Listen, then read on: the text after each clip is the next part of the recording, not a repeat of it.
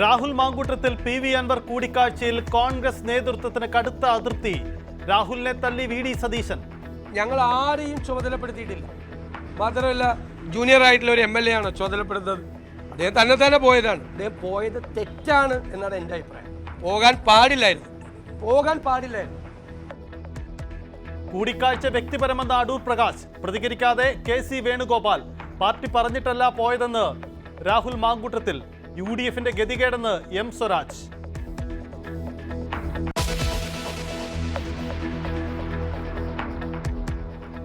കോൺഗ്രസിന് വഴങ്ങാതെ അൻവർ നിലമ്പൂരിൽ മത്സരിക്കും.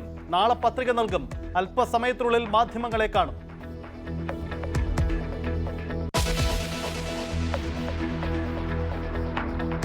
സസ്പെൻസിനൊടുവിൽ നിലമ്പൂരിൽ BJP സ്ഥാനാർത്ഥിയെ പ്രഖ്യാപിച്ചു. മുൻ കേരള കോൺഗ്രസ് നേതാവ് അഡ്വക്കേറ്റ് മോഹൻ ജോർജ് മത്സരിക്കും. ഇന്നലെയാണ് പിന്നെ അവസാനം ഇവരെല്ലാം ബന്ധപ്പെട്ട് കഴിഞ്ഞ് രാജീവ് ചന്ദ്രശേഖർ എന്നെ വിളിച്ചു. മത്സരിക്കാൻ ബുദ്ധിമുട്ടുണ്ടോ എന്ന് ചോദിച്ചു. ബുദ്ധിമുട്ടില്ല എന്ന് പറഞ്ഞു. പാർട്ടി ഒപ്പം ഉണ്ടാവുമെന്ന് പറഞ്ഞു. ഞാൻ പറഞ്ഞു ഞാൻ പാർട്ടിക്ക് ഒപ്പം ഉണ്ടാവുന്നു. തീർച്ചയായിട്ടും. ചുങ്കത്തറ മാർത്തോമ പള്ളിയിൽ നിന്ന് പ്രചാരണം ആരംഭിച്ച മോഹൻ ജോർജ്. വോട്ട് കച്ചവടമെന്ന് K. മുരളീധരൻ.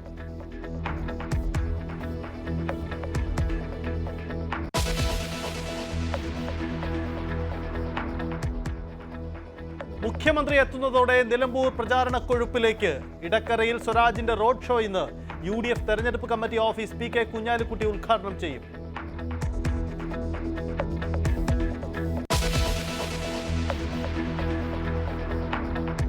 സംസ്ഥാനത്ത് മഴയ്ക്ക് നേരിയ ശമനം. 5 ദിവസം കൂടി മഴ തുടരുമെന്ന് മുന്നറിയിപ്പ്.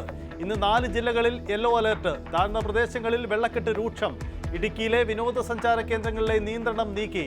വടക്ക് കിഴക്കൻ സംസ്ഥാനങ്ങളിൽ മഴക്കെടുതിയിൽ 28 മരണം.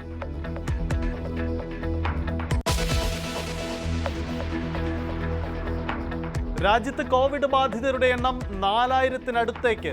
ഏറ്റവും കൂടുതൽ കേരളത്തിൽ. 24 മണിക്കൂറിനിടെ 4 മരണം കൂടി. 1 മരണം കേരളത്തിൽ.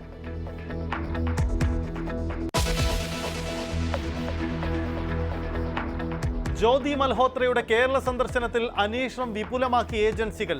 യുവതി കൊച്ചി കപ്പൽശാലയിലും സന്ദർശനം നടത്തി. വിവരങ്ങൾ ശേഖരിച്ച് രഹസ്യാന്വേഷണ വിഭാഗവും പോലീസും.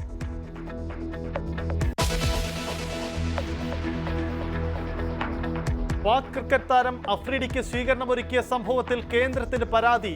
NIA കേസെടുക്കണമെന്ന ആവശ്യം. ദുബൈയിൽ നടന്ന പരിപാടിയുമായി ഒരു ബന്ധവുമില്ലെന്ന് കുസാറ്റ്.